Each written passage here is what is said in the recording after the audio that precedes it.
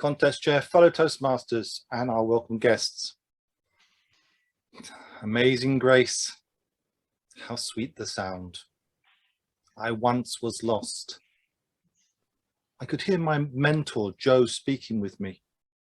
It's the circle of life. If you are to make the most of yourself, if you are to achieve all you are capable of, then help others, as I have helped you. That's how life is.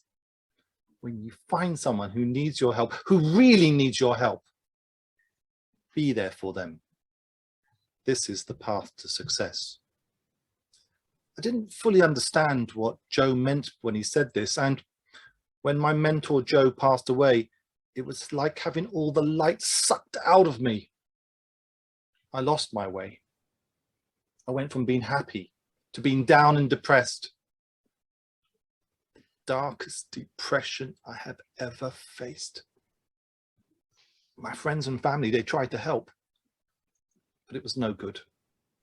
I was so distraught, deaf to their helpless help and support. And then one day, they stopped calling. Exasperated, I guess, from my rejections. So my darkness continued. Well, who was my mentor? His name was Joe.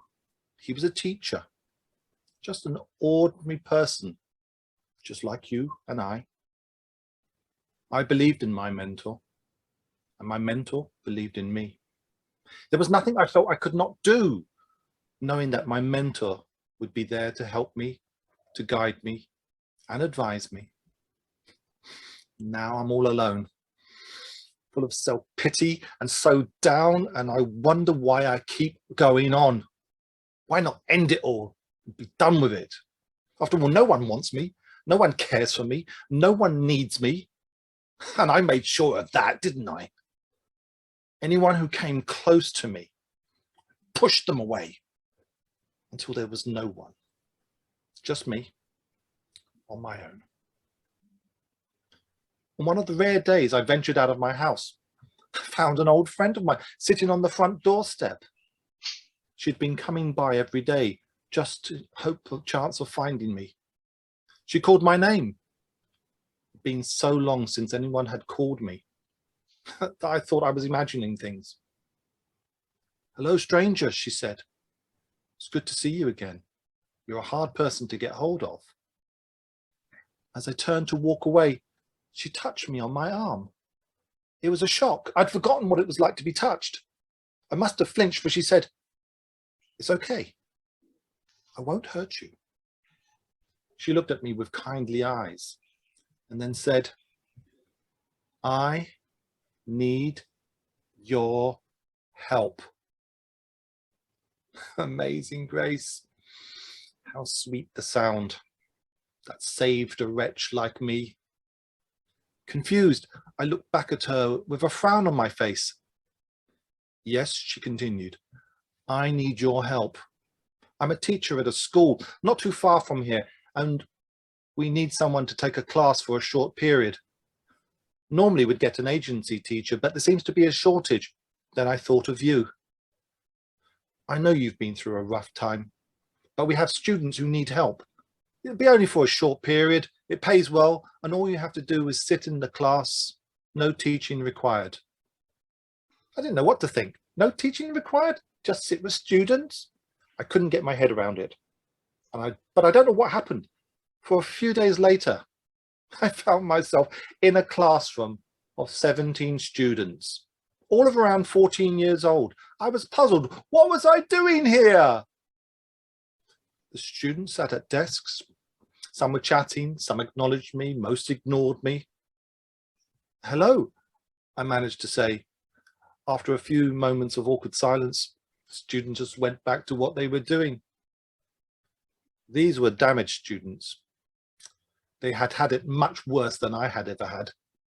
These students came from broken homes, some with only one parent, some with abusive parents, others lived in care homes, some had alcoholic step-parents, and some, bizarrely, were carers themselves, looking after their siblings because their parents couldn't.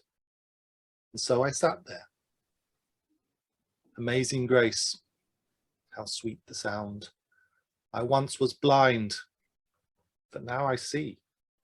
Suddenly there was all this noise. It sounded like a mixture of crying and shouting, and without thinking, I shouted, "Be quiet!"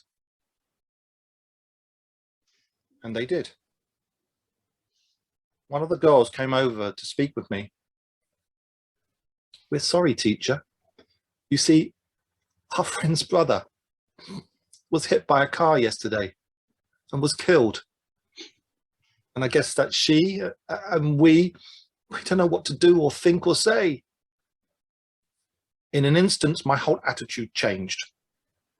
"Your brother died? I'm so sorry. What can I do to help?" I had gone from being angry, self-absorbed, to wanting to help in an instant.